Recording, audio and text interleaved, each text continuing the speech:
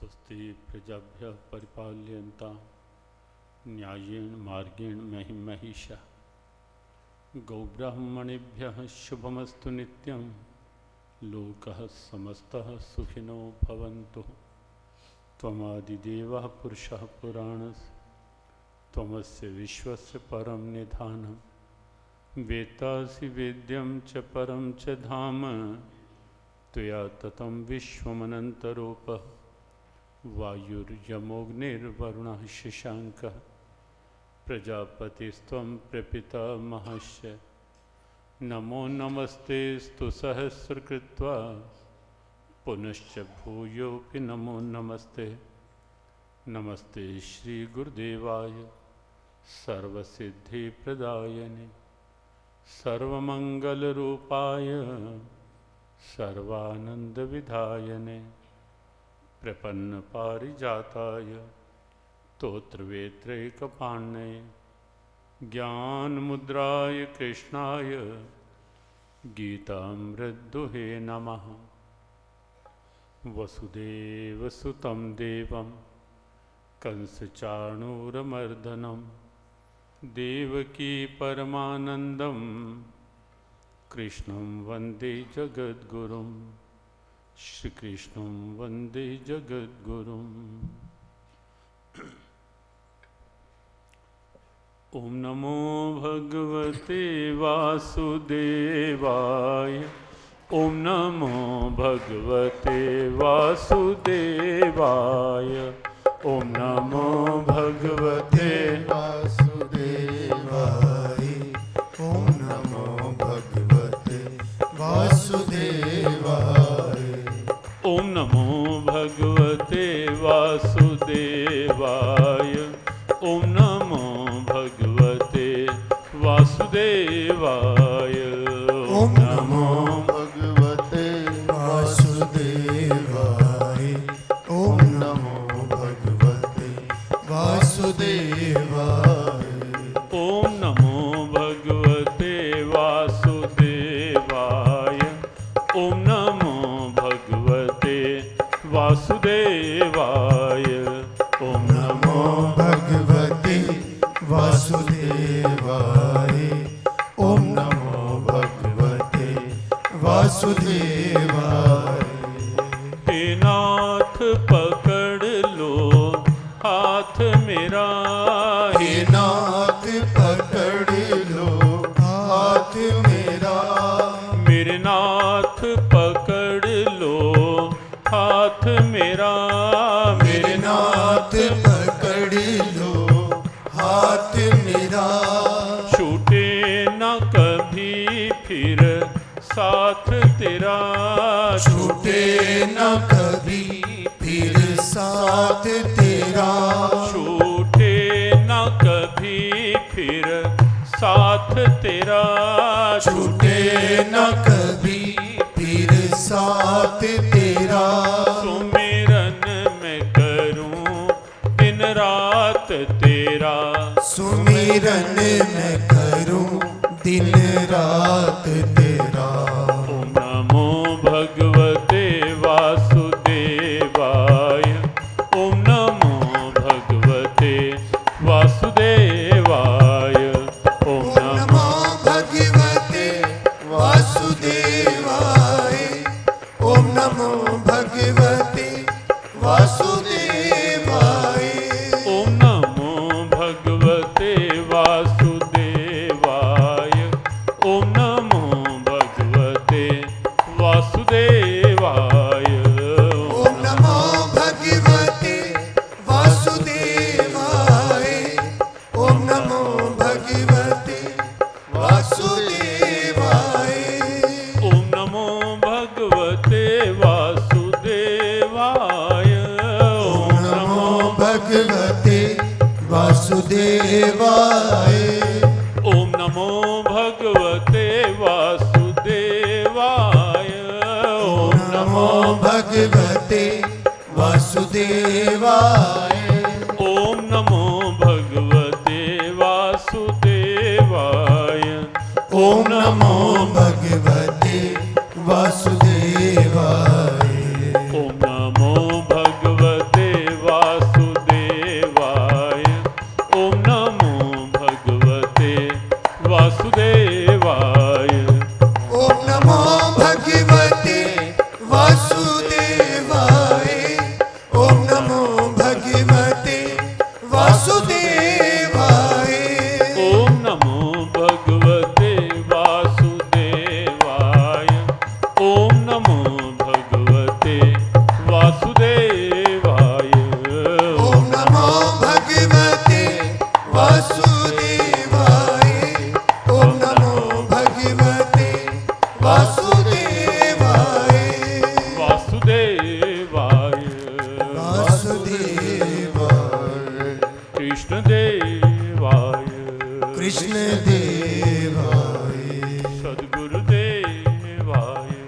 सतगुर देवा।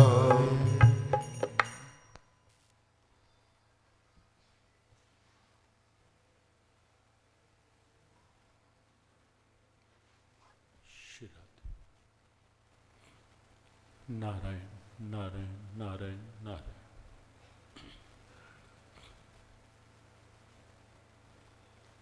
पावन पुनीत कार्तिक मास में श्रीमद् भगवद गीता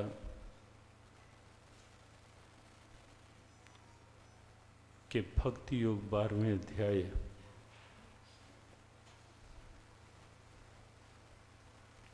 का चिंतन चर्चा के रूप में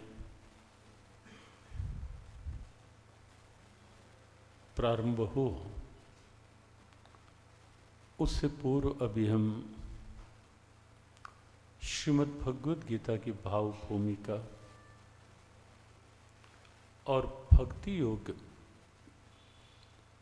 की पृष्ठभूमि पर विचार कर रहे हैं कल से।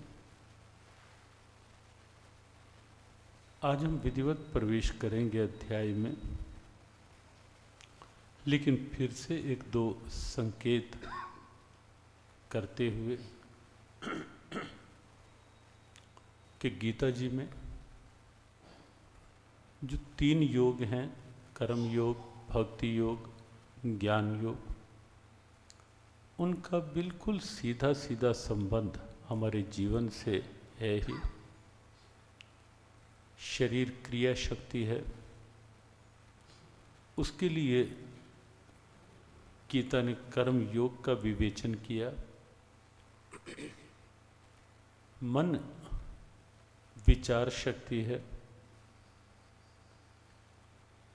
उसके लिए भक्ति योग का भाव गीता का, और बुद्धि निर्णयात्मिका शक्ति है, decisive power, decision making power, उसके लिए गीता का ज्ञान योग है।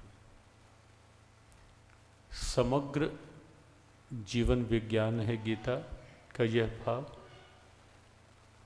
परफेक्ट लाइफ साइंस कहें या लाइफ मैनेजमेंट कहें, भगवद गीता की यह दिव्यता वर्तमान समय में उसी के लिए है। लेकिन हमें क्योंकि इन दिनों भक्ति योग पर चिंतन चर्चा करनी है और भगवद गीता का एक पूरा अध्याय भक्ति योग के भाव के साथ है। 12वां अध्याय, नाम ही है भक्ति योग, क्योंकि भक्ति का संबंध मन के साथ है, इमोशंस के साथ है, भाव के साथ है। और इसीलिए हम कल थोड़ी चर्चा कर रहे थे इस बात को लेकर के कि अर्जुन का मन भ्रमित हुआ, जिसके कारण से अर्जुन लड़खड़ा गया, डगमगा गया, घबरा गया। और सत्य यही है कि जब जब मन लड़खड़ाता है, घबराता है, तब तब मन के लिए यदि स्थिरता का कोई आधार बचता है, होता है, वो केवल भक्ति है, केवल भक्ति है। और गीता की भक्ति बहुत दिव्य है, तत्व पूर्ण है, लेकिन बहुत सहज भी है। इस अध्याय में हम देखेंगे अर्जुन की यदि मनोदशा देखें, अर्जुन बहुत अच्छा था, अच्छा भला था। कभी भी अर्जुन को आप अपने कर्तव्य पथ से विचलित नहीं देखेंगे। कई परिस्थितियां विपरीत बनी, कई स्थितियां ऐसी आई अर्जुन के जीवन की जहां वातावरण बहुत ही विचित्र था, परिस्थितियां बहुत विपरीत थी। कितनी घटनाएं महाभारत ग्रंथ यदि आप देखें तो आप पाएंगे कितनी घटनाएं ऐसी हुई जो सामने हुई, लेकिन अर्जुन फिर भी धैर्य को सुरक्षित रखने में सफल रहा। कारण भी थे। कुंती माता के समक्ष कभी भी पांडव आंख उठाकर बात नहीं करते थे। बड़े भाई युधिष्ठिर के आगे पांडव पूरी तरह नतमस्तक रहते थे। युधिष्ठिर ने, बड़े भाई ने जैसा संकेत कर दिया, और कभी कभी केवल आंख का संकेत, वो सब छोटों के लिए पर्याप्त होता था। और यही कारण था कि पांडव 5 भाई होते हुए भी 100 कौरवों पर भारी पड़े। अनुशासन था वहां। बड़े भाई का निर्देशन सबके लिए मान्य था। और जो बात कुंती ने कह दी, वो वहां पांचों उचित अनुचित का विचार भी नहीं करते थे। जैसे द्रौपदी की बात आई, भिक्षा को लेकर मां के मुंह से निकल गया, पांचों भाइयों ने कहा कि अब उसके आगे कोई प्रश्न नहीं।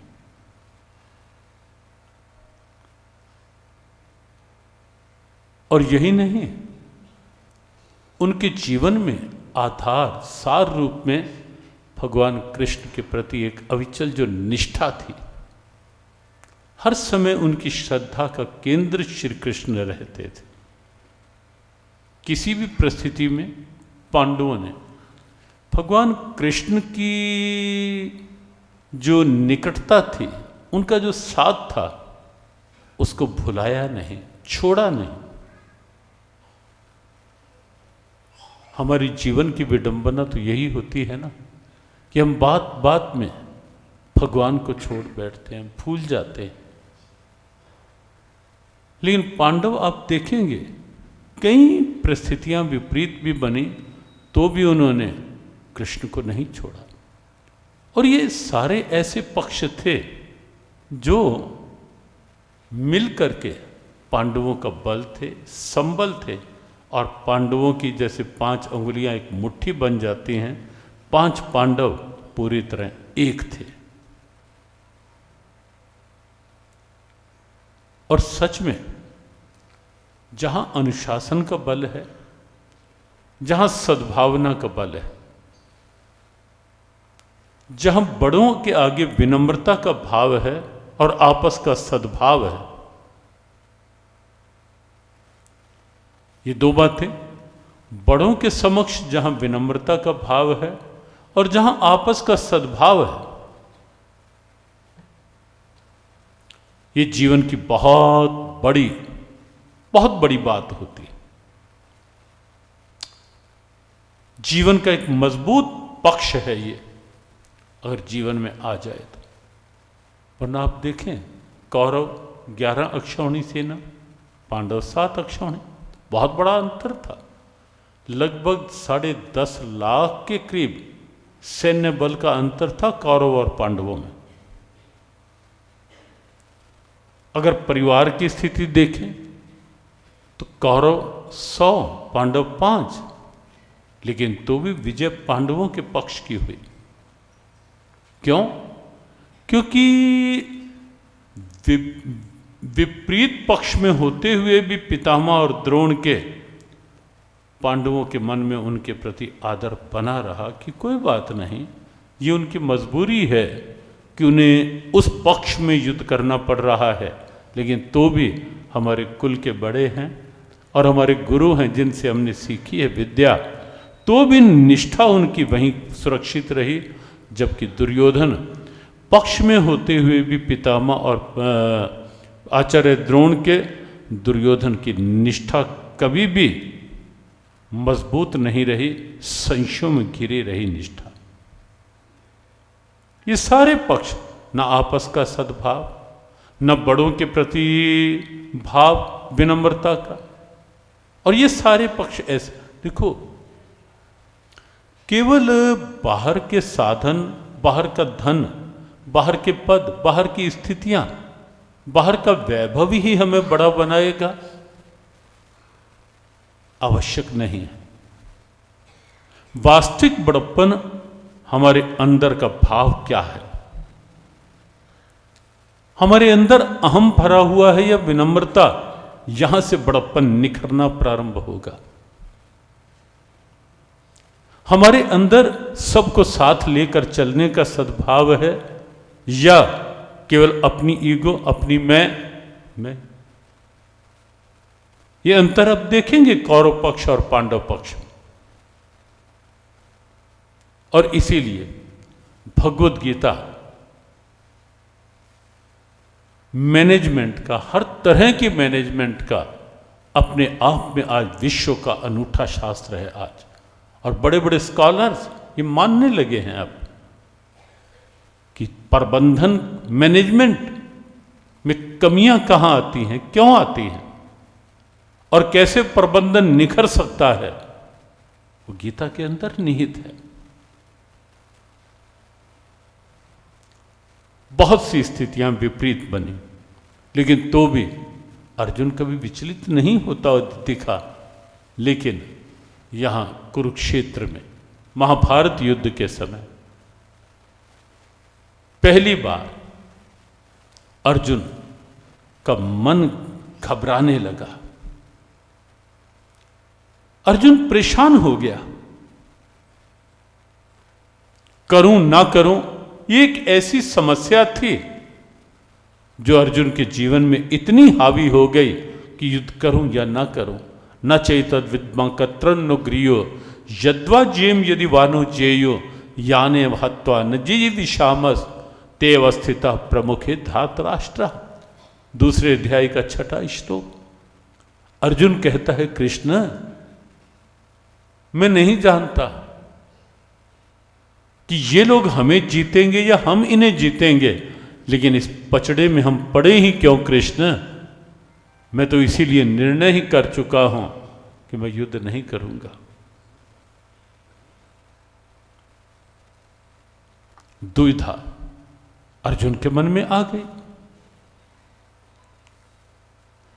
शेक्सपियर ने जीवन की एक बहुत बड़ी समस्या बताया है इसे, to do and not to do. क्या करें क्या ना करें, जब जीवन इसी दुविधा में उलझा रहता है, निर्णय नहीं हो पाता। विचारवान लोग कहते हैं ये जीवन की बहुत बड़ी समस्या है। और कई बार आप देखते हैं जीवन में, घर परिवार में, बच्चों में, पढ़ाई में, परिवार में, व्यापार में, ये समस्या कई बार बनी रहती है, ये करें या ना करें। बहुत बड़ी समस्या, और अर्जुन इस समस्या में घिरा हुआ था। महाभारत युद्ध से पहले पूरी तरह अर्जुन इस समस्या में घिर गया और इसीलिए अर्जुन का मन पूरी तरह गिर गया। और सच ये है कि ये केवल अर्जुन की बात नहीं है, ये तो भगवान कृष्ण ने एक रूपक बांधा और उसमें अर्जुन को उस भूमिका के लिए तैयार किया कि जो स्थिति आने वाले समय में मानव मात्र में हो सकती थी, वो स्थिति अर्जुन के जीवन में लाई गई। जैसे अब कई बार रामलीला का मंच या कोई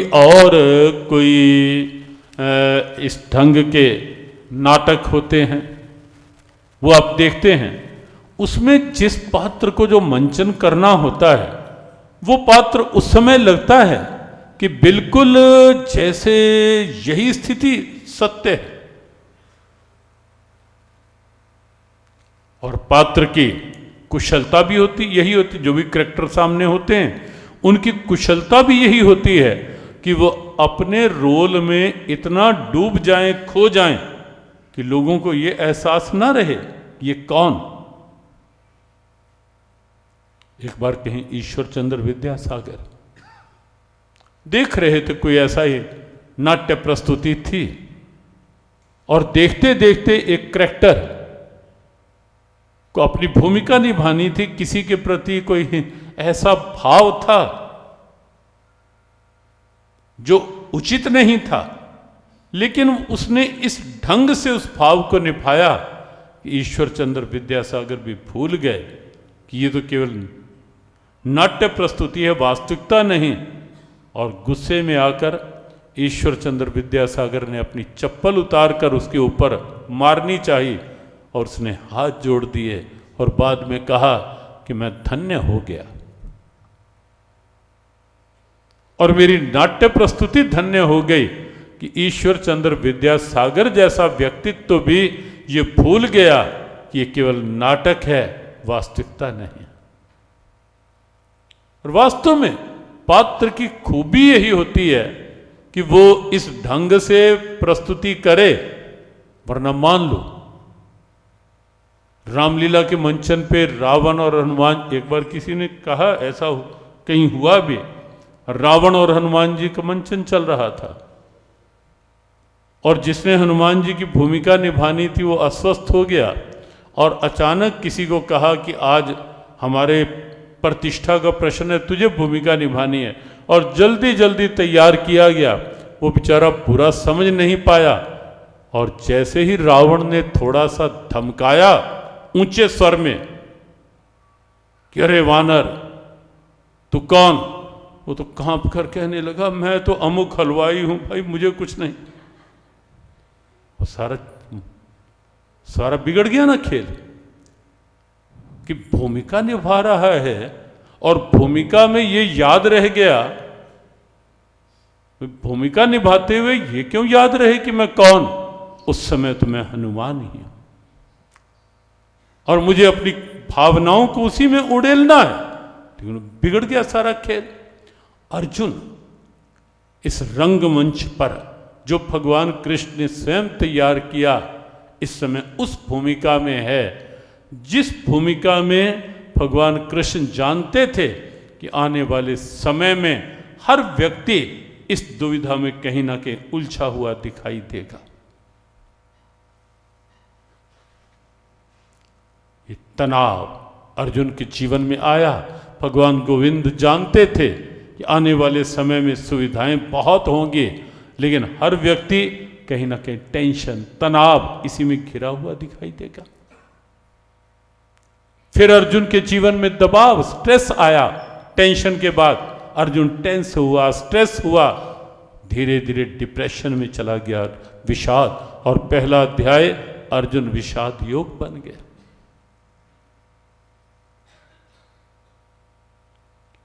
और आज पूरे विश्व में आप देखें ये शब्द कितने प्रचलित होते हुए दिखाई देते हैं। तनाव, दबाव, अवसाद, टेंशन, स्ट्रेस, डिप्रेस,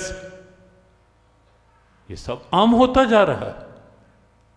और कष्ट उस समय होता है जब ये पता चलता है कि छोटी छोटी आयु में डिप्रेशन,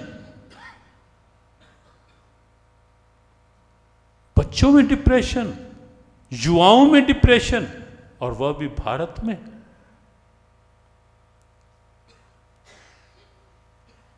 जहां गीता का उपदेश, वहां डिप्रेशन। और भगवान कृष्ण ने अर्जुन को उस भूमिका में उतारा मानव मात्र के प्रतिनिधि के रूप में।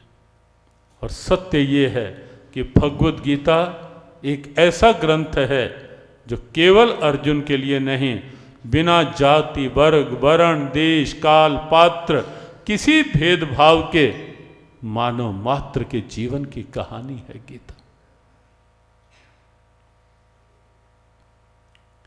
गीता प्यारे कृष्ण की है उत्तम निशानी, गीता प्यारे कृष्ण की है उत्तम निशानी।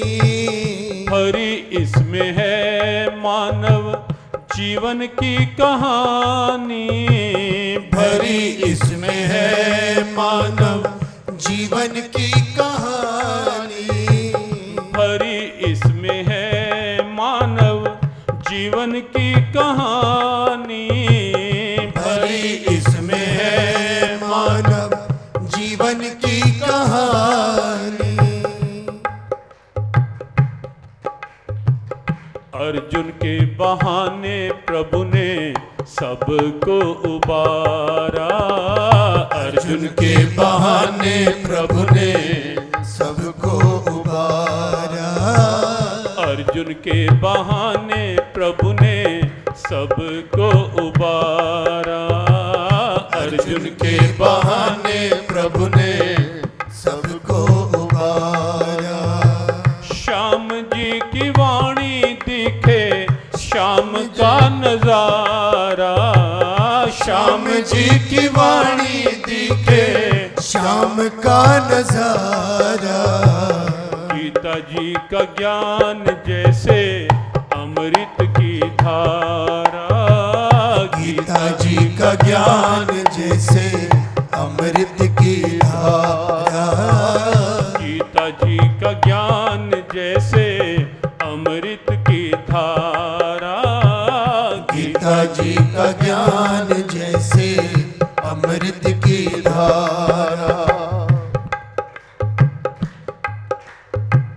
कर्म भक्ति ज्ञान का निराला उपदेश।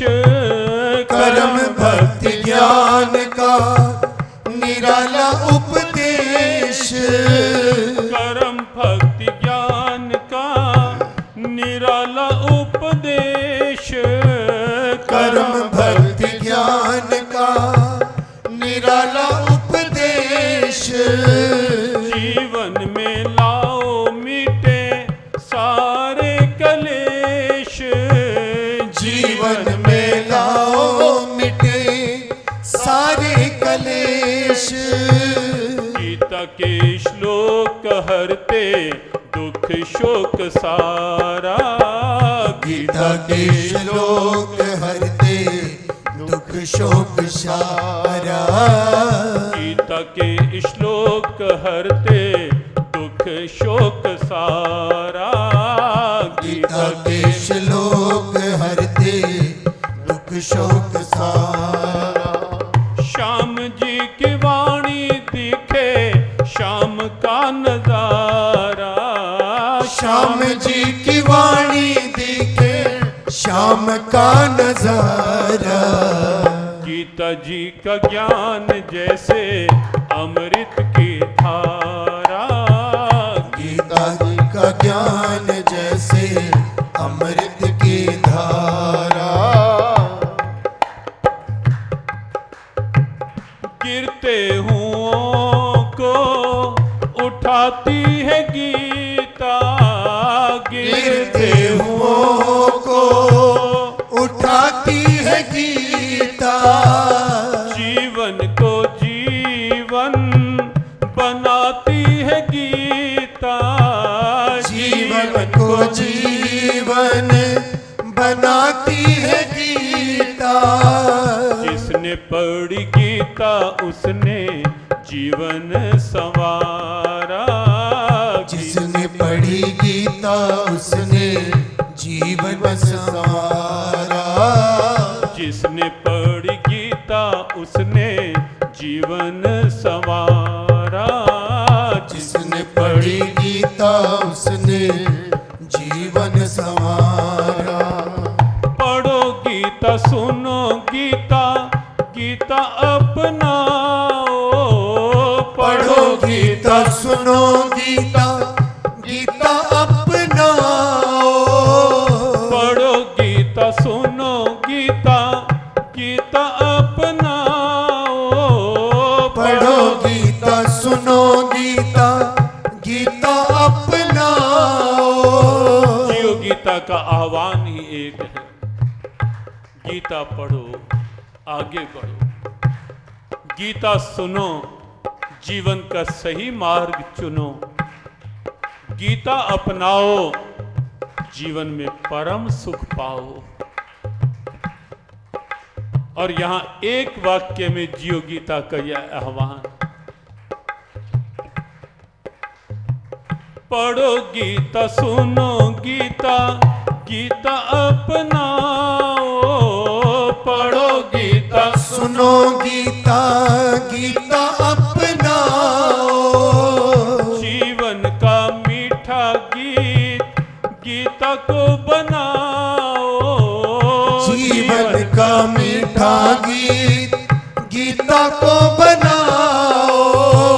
जीवन का मीठा गीत गीता को बनाओ। गीत गीता को बनाओ। कहे किंकर लेकर देखो गीता का सहारा। कहे किंकर लेकर देखो गीता का सहारा। कहे किंकर लेकर देखो गीता का सहारा। कहे किंकर लेकर देखो गीता का सहारा। श्याम जी की वाणी दिखे श्याम का नजारा। श्याम जी की वाणी दिखे श्याम का नजारा। गीता जी का ज्ञान जैसे अमृत की धारा। गीता जी का ज्ञान जैसे अमृत की धारा। गीता जी का ज्ञान जैसे अमृत की धारा। गीता जी का ज्ञान जैसे अमृत की धारा। जिसने पढ़ी गीता उसने जीवन संवारा। जिसने पढ़ी गीता उसने जीवन संवारा। गीता के श्लोक हरते दुख शोक सारा। गीता के श्लोक हरते दुख शोक सारा।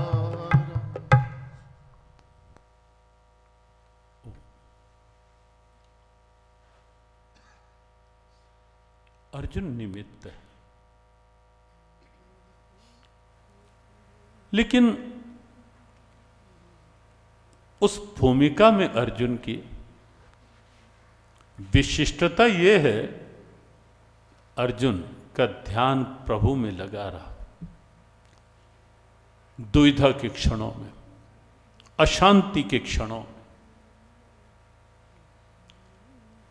करने योग्य और ना करने योग्य की ऊहापोह के समय में, तनाव, दबाव, अवसाद के समय में यदि प्रभु का सहारा आपके पास है तो विश्वास करो कहीं ना कहीं किसी ना किसी प्रकार से वो अवसाद से उबार लेंगे। हाँ, स्थिति विचित्र तब होती है जब टेंशन डिप्रेशन बन जाए और आगे अध्यात्म हो ना, कोई अंगुली पकड़ने वाला मार्गदर्शक हो ना।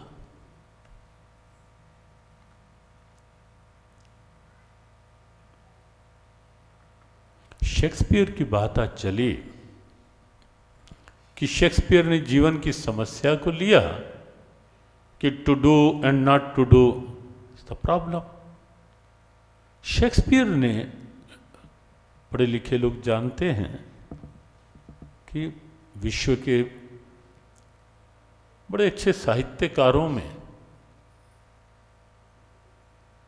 बड़े प्रमुख साहित्यकारों में गिनती आती है शेक्सपियर की, और इतने गूढ़ उनके साहित्य रचनाएं कि उनके लिए यहाँ तक हमारे गुरुदेव भी कई बार कहते थे कि to know Shakespeare one must be Shakespeare, कि शेक्सपियर को जानने के लिए शेक्सपियर की स्थिति आवश्यक है।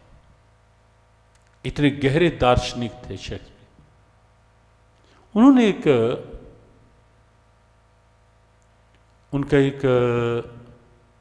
उनकी रचना हेमलेट के नाम से, तो प्रसिद्ध उनका वो, उसमें उन्होंने एक ऐसा रूपक दिया कि एक व्यक्ति के चाचा ने, हमने जब पढ़ा तो कुछ क्षणों तक बिल्कुल स्तब्ध मौन देखते रह गए कि कितना बड़ा अंतर आ जाता है किसी मार्गदर्शक के मिलने और ना मिलने में। हेमलेट उनकी उस रचना का मुख्य पात्र है।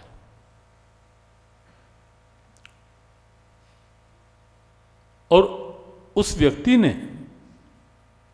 व्यक्ति के चाचा ने, ऐसा उस नाट्य प्रस्तुति में आता है, उसने हेमलेट के पिता की, चाचा यानी छोटे भाई ने बड़े भाई को की हत्या कर दी। और हेमलेट की मां अर्थात बड़े भाई की पत्नी से विवाह कर लिया। जब हेमलेट कुछ बड़ा हुआ, उसको पता लगा कि मेरे पिता का हत्यारा यही मेरा चाचा है।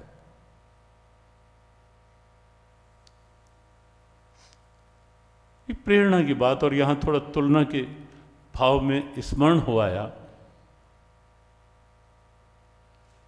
तो उसको इतना रोष हुआ, इतना रोष हुआ कि उसने मन बना लिया कि इसने मेरे पिता की हत्या की है, अब मैं इसे नहीं छोड़ूंगा।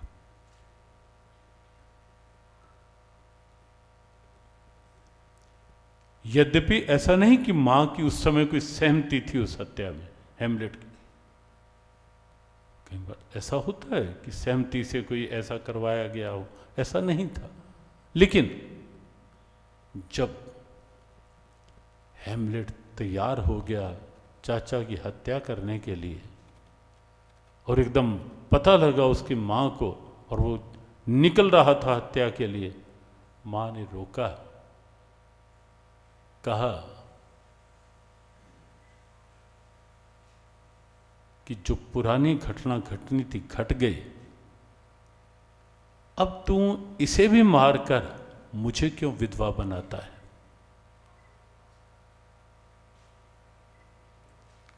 बड़ा एक धर्म संकट की स्थिति आ गई, और उस धर्म संकट में हेमलेट को लगा कि एक ओर तो मेरे पिता का हत्यारा, और दूसरी ओर अगर उसकी हत्या करता हूं तो मां खड़ी है सामने कि मुझे अब क्यों विधवा फिर बनाता है। और वो ऐसा उस अंतर द्वंद्व में उलझ जाता है हेमलेट, इतना उलझ जाता है, इतना उलझ जाता है, रास्ता नहीं मिलता और पागल हो जाता है। ये शेक्सपियर के उस नाटक का हेमलेट का थीम है कि हेमलेट जो पात्र है इतना इस अंतर द्वंद्व में धर्म संकट के उलझ जाता है कि एक और ये स्थिति, और उलझता उलझता उलझता पागल सा हो जाता है। अर्जुन भी उलझा लेकिन पागल नहीं हुआ।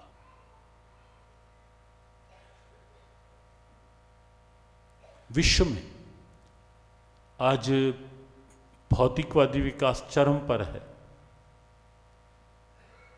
लेकिन आप पूरे विश्व की यदि सही आंकड़े देखेंगे ना कि भौतिकवादी विकास में कितनी शांति, तो आप निश्चित हैरान होंगे देखकर कि जितना ये मैटेरियलिस्टिक डेवलपमेंट्स बढ़ती जा रही हैं, उतना विश्व में डिप्रेशन रेट बढ़ता जा रहा है। उतने विषाद के, अवसाद के, डिप्रेशन के केस विश्व भर में बढ़ते जा रहे हैं। और पाश्चात्य देशों में तो कहीं कहीं अधिक संख्या है भारत से, कई गुना अधिक। क्यों? वहां उनके पास कोई दूसरा विकल्प नहीं है।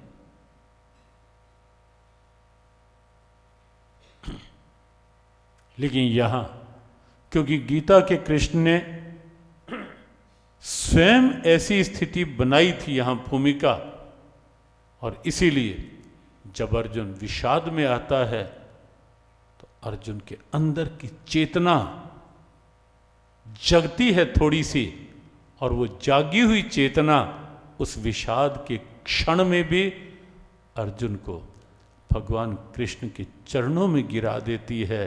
कार्पण्य दोषो पहत स्वभाव प्रच्छामि त्वाम धर्म सम्मूढ़ चेता यच्छ्रेयस्यान् निश्चितम ब्रूहि तन्मे शिष्यस्ते हम शाधि माम त्वाम प्रपन्नम। ये गीता जी के दूसरे अध्याय का 7वां श्लोक। और हमारे रमनीति वाले कार्षणी महाराज श्री ने एक बार श्री कृष्ण कृपाधाम वृंदावन में उत्सव में ये कहा था कि दुविधा में कोई भी हो, इस श्लोक का पाठ अनुष्ठान किसी भी दुविधा से मन को राहत देने में सक्षम श्लोक है। दूसरे अध्याय का 7वां श्लोक, शरणागति का। अर्जुन गिर गया प्रभु चरणों में कि प्रभु मुझे निश्चित बताओ, अब इस दुविधा की स्थिति में मेरा कल्याण किस में है। यच्छ्रेयस्यान निश्चितम ब्रूहि तन्मे शिष्यस्ते हम शाधिमाम त्वाम प्रपन्नम। शरण में पड़ा हूं, शिष्य बनकर शाधिमाम, मुझे उचित शिक्षा दो कृष्ण। यच्छ्रेयस्यान निश्चितम ब्रूहि, कि मेरा कल्याण किस में है इस समय, मेरे लिए उचित मार्ग कौन सा है। बस अंतर वो हेमलेट की स्थिति में और इधर अर्जुन की स्थिति में, अर्जुन के पास भगवान कृष्ण जैसा मार्गदर्शक था, हेमलेट को नहीं मिल पाया। और विश्व में पाश्चात्य भाव में देखें आप, देखो डिप्रेशन में बाद की स्थितियां दो ही होती हैं, या पागलपन या सुसाइड। लेकिन अगर सत्संग मिल गया, प्रभु का नाम मिल गया, विषाद में भी, और अंदर से कहें सुप्त चेतना जो विषाद दबा देता है चेतना को, उसमें से कहीं थोड़ी सी भी चेतना जाग गई और उस जागी हुई चेतना ने एक बार भी ये पुकार कर दी, खुशी और गमी में मेरे लब पे मोहन तेरा नाम आया, तेरा नाम आया। खुशी और गमी में मेरे लब पे मोहन तेरा नाम पूज्य गुरुदेव का भाव, तेरा नाम आया। ओ मेरी जिंदगी में तेरा एक सहारा बहुत काम आया, बहुत काम आया। मेरी जिंदगी में तेरा एक सहारा बहुत काम आया, बहुत काम आया। कभी जब भी जीवन को निराशा ने मारा, कभी जब भी जीवन को निराशा ने मारा, मेरे दिल ने गीता तुम्हें मां पुकारा, मेरे दिल में गीता तुम्हें मां पुकारा। वहीं पर तुम्हारी रहमत का गीते पैगाम आया, पैगाम आया। वहीं पर तुम्हारी रहमत का गीते पैगाम आया, पैगाम आया। खुशी और गमी में मेरे लब पे भगवन तेरा नाम आया, तेरा नाम आया। खुशी और गमी में मेरे लब मोहन तेरा नाम आया, तेरा नाम आया। मेरी जिंदगी में तेरा एक सहारा बहुत काम, बहुत काम। ओ मेरी जिंदगी में तेरा एक सहारा बहुत काम आया, बहुत काम आया।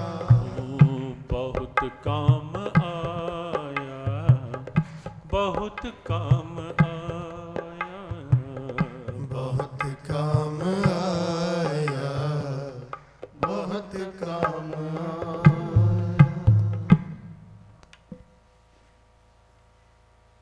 भगवान ना करें मन कभी टेंशन और टेंशन के बाद स्ट्रेस या फिर कहीं और आगे डिप्रेशन में आए।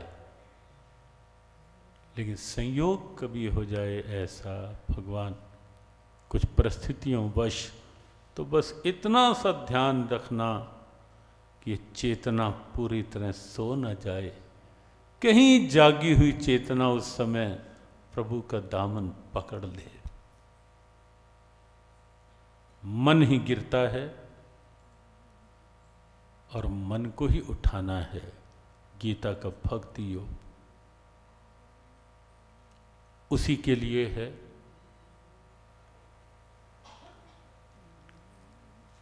प्रारंभ होता है जब 12वां अध्याय, बस आज थोड़ा सा प्रारंभ करेंगे क्योंकि मन की भूमिका के साथ ही अध्याय प्रारंभ होगा। और बीच में आप देखेंगे, इसीलिए हमने मन की चर्चा की कि मन जब दुविधा में आता है, मन जब तनाव में आता, और समस्या कल बताया था ना कि समस्या मन की है। टेंशन में कौन आता है? मन। सोच किसकी नकारात्मक होती है और सारी स्थिति बिगड़ती है? मन की। सोच पॉजिटिव। आजकल तो ये हम कई बार कहते हैं, ये कोरोना के साथ जुड़ के ये बेचारा पॉजिटिव शब्द भी जो है इसने भी अपनी स्थिति खराब कर ली, वरना पॉजिटिव शब्द कितना अच्छा था। पॉजिटिव शब्द इतना अच्छा शब्द था। आजकल तो लोग खुश होते हैं जब और किसी का फ़ोन आया और कहने लगे महाराज जी मैं नेगेटिव हो गया। हमने कहा अरे भाई तू क्यों नेगेटिव होता है? तो ये कहे कि मेरी कोरोना की रिपोर्ट नेगेटिव आ गई। जीवन में ये भूल हमने कहा ना करना कि नेगेटिव होने की। नेगेटिव होना नहीं, सोच नेगेटिव ना हो। वो तो कोरोना की रिपोर्ट तक तो ये पॉजिटिव शब्द ठीक है, जैसे भी उपयोग हो गया, अब तो चल पड़ा। लेकिन वैसे तो पॉजिटिव सोच, सकारात्मक सोच बनी रहे, वही उचित है, वही अच्छा है। समस्या मन की है। मन नेगेटिव होगा तो समस्या खड़ी करेगा। मन कहीं ईर्ष्या में आएगा तो समस्या खड़ी करेगा। मन में अगर किसी के लिए द्वेष भर गया तो समस्या खड़ी करेगा। मन में अगर किसी के लिए रोष भर गया तो कहीं ना कहीं समस्या खड़ी करेगा। है या नहीं ठीक बात? समस्या मन की है। ये इंद्रियां तो बेचारी बस जैसा मन की भावना होती है, इंद्रियां तो वैसा कर गुजरती हैं। समस्या मन की है और गीता का भक्ति योग उस मन का ही उपचार है, मन के ही इलाज है गीता का भक्ति योग। और इसीलिए अर्जुन के प्रश्न से ये प्रारंभ होता है अध्याय। 11वां अध्याय जब हम देखते हैं, 11वें अध्याय की पूर्णता, भगवान कृष्ण ने अपना विराट रूप दर्शन करवाया। अर्जुन ने भगवान की स्तुति की। थोड़ा समन्वय बांधकर हम आगे बढ़ेंगे। अर्जुन ने भगवान कृष्ण की स्तुति की और वो स्तुति लगभग सबको कंठस्थ है। 11वें अध्याय के 36 से 45 तक के श्लोक संस्कृत में और हिंदी अनुवाद में। पिछले दिनों जब कोरोना का प्रारंभ हुआ, कोरोना काल, तो जीव गीता का एक आह्वान हुआ कि इन 10 श्लोकों का अधिक से अधिक पाठ, क्योंकि बिल्कुल हमें वैसा ही लगा दृश्य कि जैसे कोरोना के समय जो वातावरण बना, अर्जुन के सामने भी उस समय वैसा ही वातावरण था जब भगवान कृष्ण का एक विकराल काल रूप देखा और अर्जुन अचंभित सा हो गया कि ये क्या, कि प्रभु ऐसा रूप तो मैंने कभी नहीं देखा आपका। अदृष्ट पूर्वम हिष्टस्मि दृष्ट्वा भयेन च प्रव्यथितम मनो में तदेव में दर्शदेव रूपम प्रसीद देवेश जगन निवास। हर्षित हूँ मन भय से,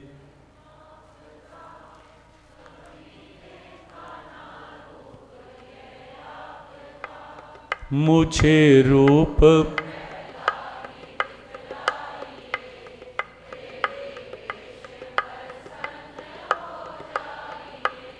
हे देवेश प्रसन्न हो। तो ये जो बात आई अर्जुन के मुख से निकली कि भयेन चै प्रव्यथितम मनो में, हे कृष्ण मैंने ऐसा रूप तो आपका कभी भी नहीं देखा। तो ये कोरोना के समय सबको लग रहा था कि सृष्टि का ऐसा रूप इससे पहले तो कभी देखने में नहीं आया, या आया कभी। ये जो रूप कोरोना ने दिखलाया, कभी ऐसा दिखा था? पहले तो यही दिखता था ना कि सद्भावनाएं, रिश्तों की निकटता, और अब सोशल डिस्टेंसिंग, कई चीजें ऐसी आ गई। अर्जुन ने उस समय स्तुति की 10 श्लोकों में, वैसे 11 श्लोकों में है, लेकिन हमने वहीं तक ली, हे देवेश प्रसन्न हो जाइए, और एक आह्वान किया कि इन दिनों कहीं मन डिप्रेशन में ना चला जाए, गीता जी के इन 10 श्लोकों का पाठ हो। और हमें संतोष हुआ कि बड़ी संख्या में देश विदेश में लोगों ने पाठ किए, और पुरुषोत्तम मास से पहले तक जो गिनती के बिना भी लोग करते रहे, कई बार जो गिनती आई वो लगभग हमारे पास 75 लाख के ऊपर की गिनती आई कि इतना पाठ इन दिनों में हुआ। फिर पुरुषोत्तम मास में 15वें अध्याय का आह्वान हुआ, और अब कार्तिक मास में भक्ति योग 12वें अध्याय का आह्वान हुआ कि अधिक से अधिक इसका पाठ। लेकिन अर्जुन ने जब स्तुति की और अंत में भगवान गोविंद ने जो सार बताया अध्याय का, वहां कहा भक्त्या त्वनन्यः शक्यः अहम एवं विदो अर्जुन ज्ञातुम द्रष्टुम च तत्त्वेन परवेष्टुम च परंतप मत्करम कृत मत्परमो मद्भक्ता संगवर्जिता निर्वैरः सर्वभूतेषु यह समामेति पांडव। 11वें अध्याय के अंतिम 2 श्लोक। जब ये जिज्ञासा होती है कि भगवान का स्वरूप अर्जुन ने दर्शन कर लिया, अगर हमें भी कहीं दर्शन करने की इच्छा हो तो कैसे दर्शन होगा? तो भगवान ने साधन बताया कि भक्ति के द्वारा। भक्त्या तो अनन्यः शक्यः, अनन्य भक्ति के द्वारा कोई भी साधक, कोई भी भक्त मुझे जान सकता है, पहचान सकता है, और मेरा साक्षात कर सकता है, और मुझ सर्वेश्वर के भाव में प्रवेश कर सकता है। ज्ञातुम द्रष्टुम च परवेष्टुम।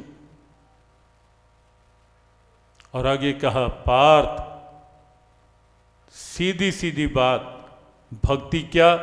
तो कर्म मत कर्म कृम, तो हर कर्म मेरे लिए कर, मेरे आश्रित होकर संसार में रह, मेरा भक्त बन जा। ये 3 बातें कही, और फिर कहा संसार का क्या? संसार में रह, लेकिन कैसे?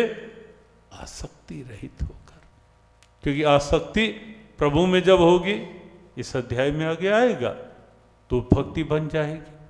और निर्वैरः सर्वभूतेषु, प्राणियों में बैर भाव नहीं, सद्भाव रखकर। और जब ये भाव कहा तो अर्जुन के मन में स्वाभाविक प्रश्न उठ गया।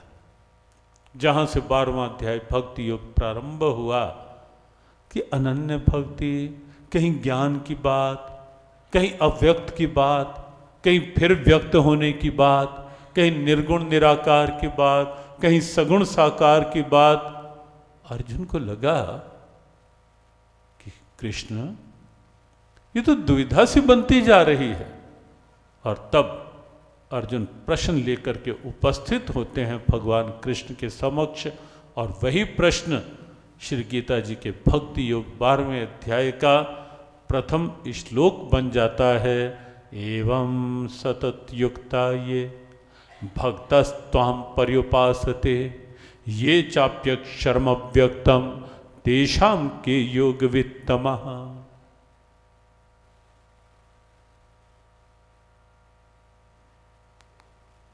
चर्चा हम कल के सत्र में इसे लेकर करेंगे। सभी सुखी हों सभी निरोगी, सभी सुखी हों सभी निरोगी, सब पर बरसे कृष्ण कृपा, सब पर बरसे कृष्ण कृपा। मंगलमय हो सबका जीवन, मंगलमय हो सबका जीवन, घर घर बरसे कृष्ण कृपा, घर घर बरसे कृष्ण कृपा। सब पर बरसे कृष्ण कृपा, सब पर बरसे कृष्ण कृपा।